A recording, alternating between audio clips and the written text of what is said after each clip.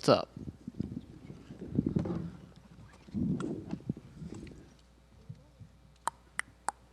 Sean, congratulations on the victory. I know you didn't necessarily get the finish you wanted, but it was a pretty incredible performance overall. So I'm sure you'll break it down afterwards. But as you sit there, how do you feel about the way you performed tonight?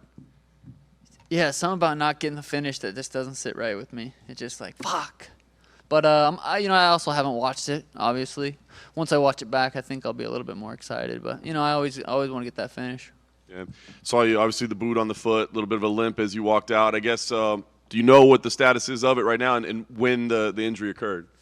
No, I think I've had a pretty major surgery on this foot before, so I think it tends to flare up after you kick someone in the head a few times. So I don't think it's anything serious. Hopefully not, but yeah, I think it's just gonna be a little swollen for a few weeks, and we'll be back to work. Like I said, great performance. I mean, was there anything that surprised you? I know you knew how durable he was and all those things, but I mean, was there anything at all that surprised you that happened in there? No, not at all. I mean, I knew I was better than this guy for 3.5 years. I knew the first fight was a fluke, and I proved that. So it felt good. At the end of the fight, you kind of sat down against the cage. I was curious if that was physical because of the foot or if there was something emotional or just exhaustion after 25 minutes. What was going on there? Fuck, just hit me with a nice body shot. Tim told me, like, don't sit. You don't need to. You're winning the fight. You don't need to sit there. But I wanted that finish so bad. I thought I could sit in the pocket and fucking trade. And he hit me with a nice body shot, and I just was like, all right, he whooped his ass. I'm going to sit down and chillax for a little bit. Fair enough.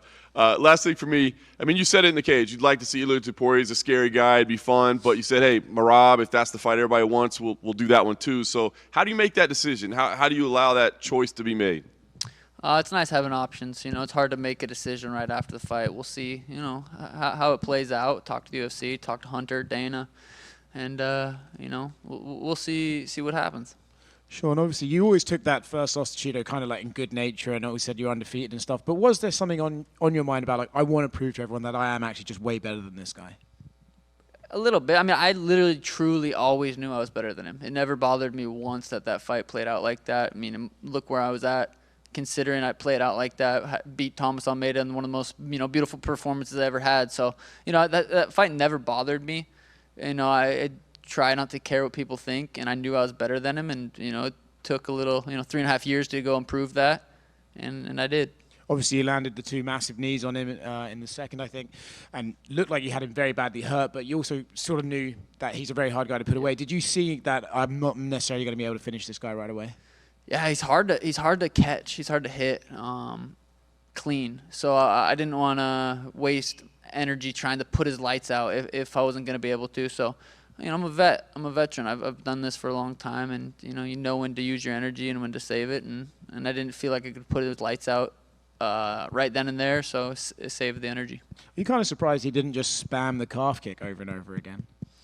Not really. I think it's like leg kicks are dangerous, but they're also not just easy to fucking throw. You can't just throw them and just know you're gonna land them every time. They're if you get checked, it hurts. If you throw it and step in with the right hand, you're off balance. So it's not as easy as just throwing a leg kick and you're going to land it. Sean, right here. At Media Day, you said, we'll never be buds and this and that, but did you talk to Cheeto at all? I know I saw you guys bump fists, but was there anything else said between you guys? No, nothing was said, just a little handshake. I think he told Tim we'll never be friends or something like that. But, it is what it is. I mean, I'd be jealous and hate me too. What did you make of the crowd and the scenes? That press conference Dana White said is one of the loudest he's ever seen. They were chanting, they were dueling USA and Ecuador chants during your fight. Yeah, it's incredible. It's so weird to be me right now. Like just being able to stand there and listen to that and perform for the people.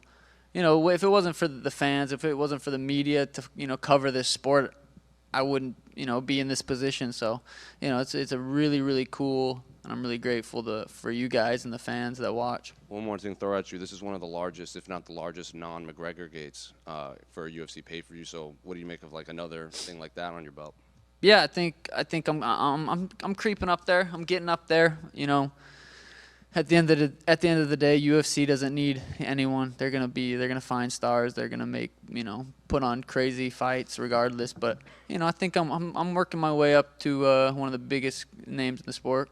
One of your teammates, Kyler Phillips, he got a big win too, and we asked him would it be an issue? Would it be like Merab and Aljo, with you guys not fighting? He says, we'll fight, we'll make money. Mario Bautista you threw in there too. So do you have to have that conversation with your teammates, or is it just like, we'll have to fight someday? I don't know. We'll go with the flow if it happens. I feel like I could move up to 45. I feel like I'm gonna get to a point to where I don't even need the belt. I'm bigger than the belt. I have the belt. I'm gonna fight. I'll be main event at fucking 140, at 142 and a half, just for fucking fun. I'm getting to that point. So the belt's cool, but once you get to a certain point, you can main event and just kind of fight. Look, Conor was 45-pound champ fighting at 170, fighting Nate. Like I want to get there.